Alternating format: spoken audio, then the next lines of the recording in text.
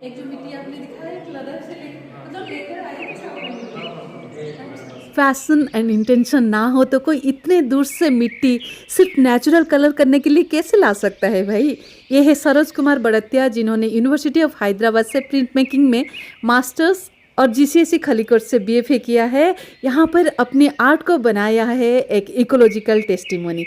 उनका canvas, life size grass leaves, उनका medium would, print, cloth, मिट्टी, पत्थर, चारकोल और उनका subject stories of soil, climate, culture. जहाँ लोगों सिर्फ वीड्स देखते हैं, सरोज वहाँ ढूंढते हैं हर घास के पीछे छुपा agriculture, indigenous, folk culture and history के साथ उसका कनेक्शन। उनका आर्ट कोई डेकोरेटिव ऑब्जेक्ट नहीं, एक रिसर्च है, एक रेजिस्टेंस है। Non toxic print making techniques, natural pigments and collected narratives, ये सब कुछ मिलकर बनते हैं एक क्वाइट रिवॉल्यूशन। ये काम सिर्फ देखा नहीं जाता, महसूस किया जाता है, क्योंकि ये आर्ट नहीं, एक अवेयरनेस है, एक याद दिलाने वाली आवाज़ कि नेग्लेक्टेड और अबंडन ग्रास भी बोलता है अगर हम सुनना चाहे तो। मुझे तो हमेशा लगता है कि प्रिंट मेकिंग बहुत ही डिफ़िकल्ट है, क्योंकि अभी जो कपड़ा में हम प्रिंट देख रहे हैं उससे पहले वुड में सारे कार्विंग किया जाता है और फिर कलरिंग का जो प्रोसेस है, बार बार डिफरेंट कलर के लिए स्टेप लेना पड़ता है, जो बहुत ही डिफ़िकल्ट प्रोसेस है और टाइम टेकिंग भी है। और इनका काम इतना ह्यूज और मेस्मराइजिंग था कि जब मैं इसके अंदर घूम रही थी ना, दोनों साइड प्रिंट हुआ है और प्रिंट सारे ऐसे देख रहे हैं जैसे कि है नहीं है, मुझे लग रहा था जैसे कि मैं एक पोइट्री के साथ ना फ्लो करती जा रही हूँ। इतना लूसिड था, इतना सिंपल, और जो कलर का जो टेक्निक है ना, इतना अलग था। उन्होंने ग्रास जितना यूज किए हैं ना प्रिंट में, उसका कलेक्शन भी किया है, ये वाला बुक बनाया था। तो चलिए हम डायरेक्टली उनके साथ कुछ बात कर लेते हैं, क्योंकि मैं बात करूंगी तो घंटों उनके काम के ऊपर बता सकती हूँ। ये भी सारे आपको कितना टाइम लगा होगा ये सारे डिस्प्ले, मतलब तय कट में करना होता है, फिर प्रिंट लेना होता है, ये पूरा जो प्रोसेस बहुत ज़्यादा होता है ना, तो कितना टाइम लगा आपको मतलब ये सारे जो काम है एक 1 ईयर का काम है। तो अच्छा।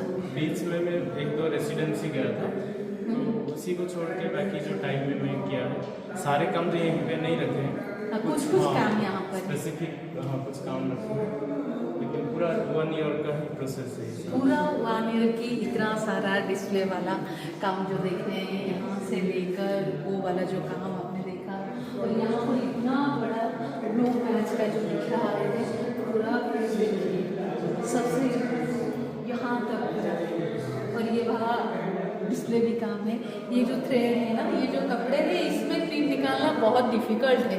तो as a normal person I can think of it too, because ये बहुत पतला होता है और थ्रेड में स्पेस बहुत ज़्यादा है। दिखने से लग रहा है कि बहुत पतला है। जब यहाँ पर बहुत सारे कलर दिख रहा है ना, इसमें क्या क्या कलर ऐसे यूज किए हैं जो नेचर फ्रेंडली है? मैं जैसे कि पहले से शुरू किया था, जैसे प्रिंट मेकिंग में जो कलर है उसी को ही प्रिंट लेने के लिए, लेकिन बाद में मुझे रियलाइज़ हुआ कि मैं जैसे इकोलॉजी को लेके बात कर रहा हूँ तो मुझे खुद कलर पेपर बनाना चाहिए। तो मैं उसके बाद मिट्टी को एज ए कलर देखा। जब मिट्टी के साथ तुम मतलब देख रहे हो तो एक पूरा एनवायरनमेंट के साथ एक कनेक्शन है, कहीं से मिट्टी ले रहे हो तो उसका एक स्टोरी बनता है।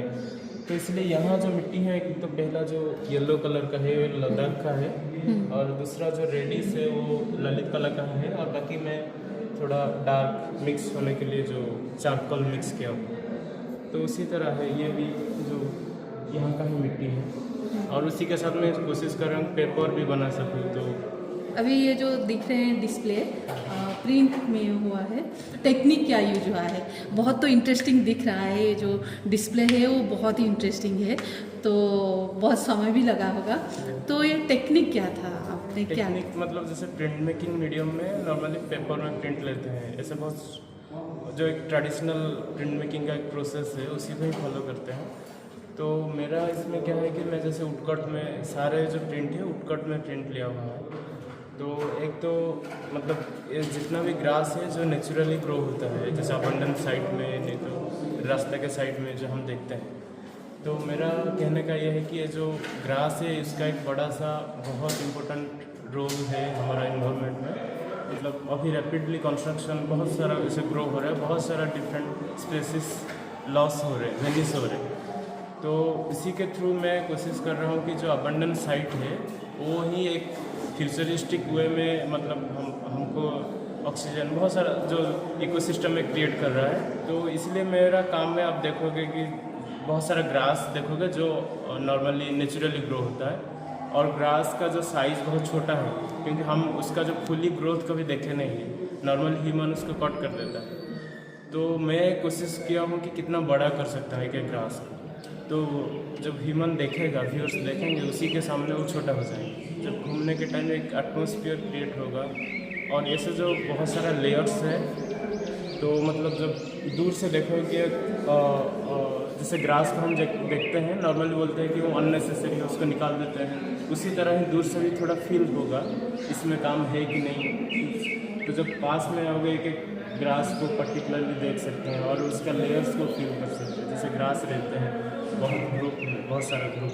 वीडियो को अंत तक देखने के लिए आपको बहुत बहुत बहुत धन्यवाद। सरोज जी का काम कैसे लगा कमेंट में लिख के ज़रूर बताना। अच्छा लगा है तो बहुत सारा शेयर भी करना, लाइक करना, और ऐसे बहुत सारे कंटेंट आगे देखने के लिए अगर मेरे चैनल को अभी तक सब्सक्राइब नहीं किया है तो प्लीज़ सब्सक्राइब कर लेना। Thank you.